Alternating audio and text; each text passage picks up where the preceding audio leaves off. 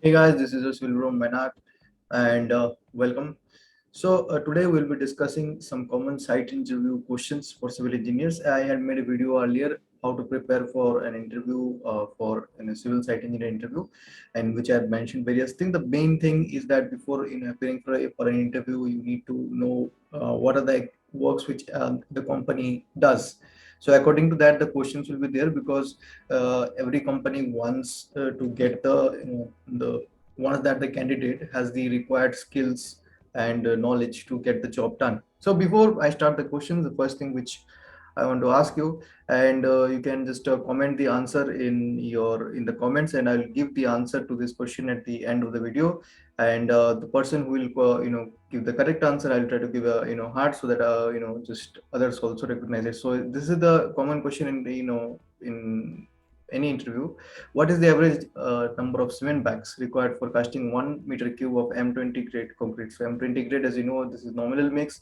So whether it's A 9 bags, B 8 bags, C 10 bags, or D 11 bags, you comment your answer in the comment section. So now the first question is, how will you calculate the quantity of paint required for painting a room?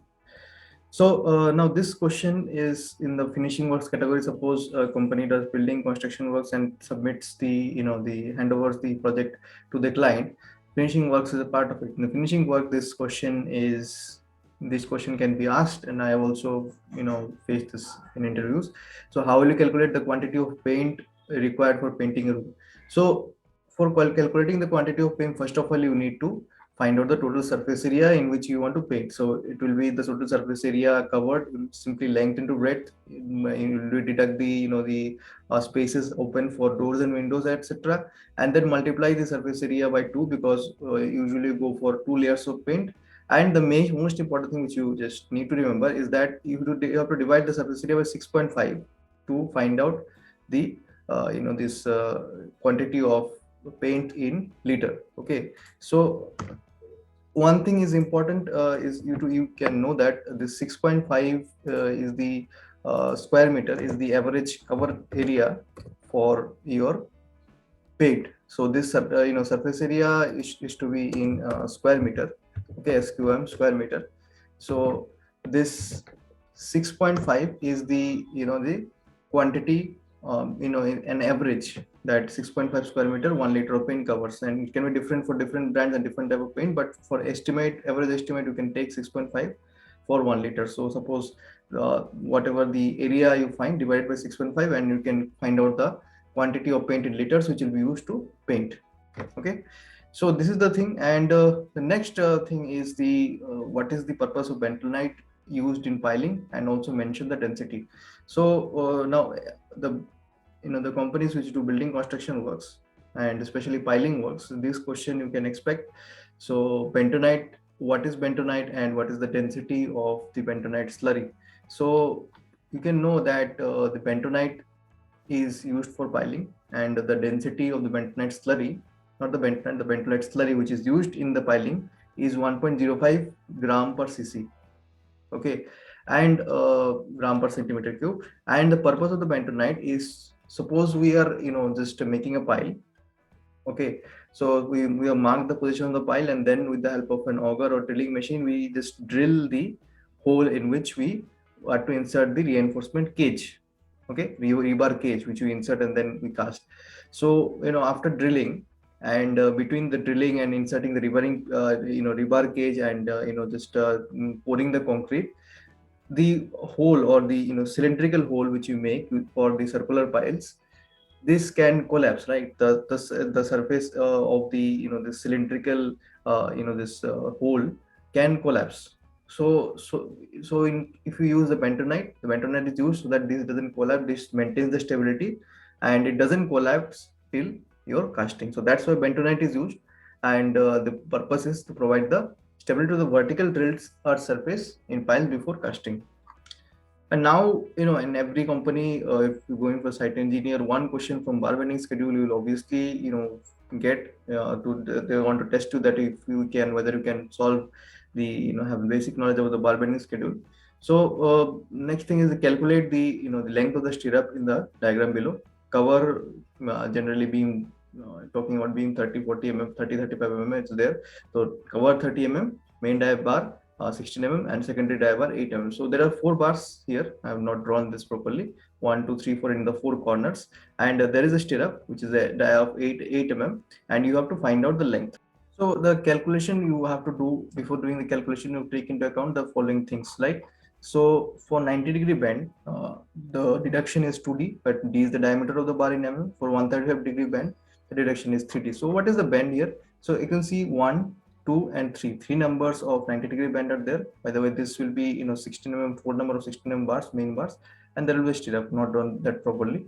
So there will be 1, 2, and 3. Three numbers of 90-degree bend, and you can see these hooks. So there are two numbers of 135-degree bend. Okay, that is the one thing. And the second thing is the hooks. So the hooks which you see, the hook length is 75 mm or 10d.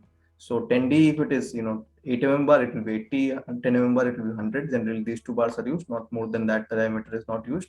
So this you can take as 75 or 10d, whatever is mentioned in drawing. If nothing is mentioned, just take 75 mm. Okay, so this length will be your 600 minus the cover, both side 13 to 2, that is 60, into 2, that is this one and this one, and plus 500 minus 60, that is the cover 30 and 30, into 2, plus 75, which is this hook length, into 2, minus your three numbers of your 90-degree bend, 1, 2, 3. So 3 into 2d, 3 into 2 into 8, and minus 2 into 3d. So d is 8 mm, diameter of the bar is 8 mm. So 2 into 3 into 8. So this will come as 2.014 meters. So the length of this one particular stirrup in this particular beam is 2.014 meter. Okay.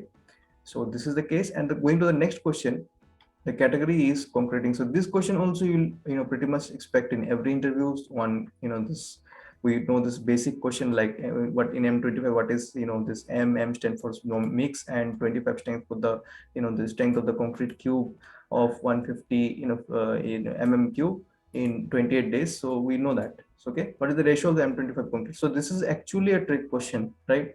So generally, if you go as per the IS code, this M25 grade is anything of M20, which is taken as your, that is mixed design, right? Nominal mix or fixed ratio is not there, but inside sometimes we take as 1:1:2. That is, one is the coarse cement, and the second one is the fine aggregate or sand, and the two parts is for the coarse aggregate or the stone chips, right? But as per this we take at site, but this is not as per IS code. As per IS code, this can be achieved by mixed design. In mixed design, an agency or they perform the mixed design and give a particular weight of this cement, or cement, sand, and aggregate, and you have to mix that in the batching plant, and then you can make the concrete. So by weight they give a specified ratio, so that we can save the cement as well and achieve our target strength as well. So that is done in the mixed design. But if you don't have the mixed design, sometimes on that side this 1:1:2 ratio is taken, right? And or sometimes if there is this small concreting works, and you don't have the batching plant, and by weight it becomes, if you take by weight, it takes a lot of time to complete. So then also it is done. But you can tell all of this in the interview, and both the things, so that they know that you have the practical knowledge as well as the theoretical one. And nominal mix M20 also is very commonly used. So M20 is 1:1.5:3. This is the ratio is fixed. Cement is to sand is to your stone chips, right?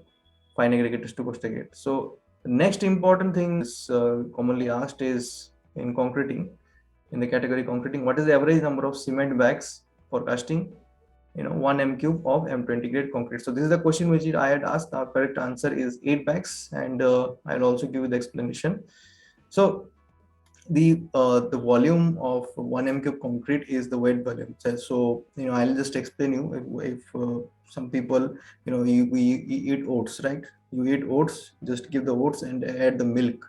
So when you add the milk, the volume of the oats reduces, right? In the volume of the dry volume of oats is much more than the weight volume. So when you pour the milk in your oats, the volume decreases, right? So this is the case. So the dry volume of concrete is more, and when you add the water, what happens, the cement and the sand, which are the fine particles, they get this they fill the voids between the coarse aggregate, because they are, or stone chips, which are, they are larger. So that's why the volume decreases. So dry volume, this is a thumb rule, that accepted thumb rule, that dry volume is equals to 1.54 times the wet volume of concrete. So 1.54 m cube is the dry volume of concrete, and density of cement we know, the 1440 kg per meter cube. Total proportion of M20 concrete is materials is 1 is to 1.5 is to 3, we know that.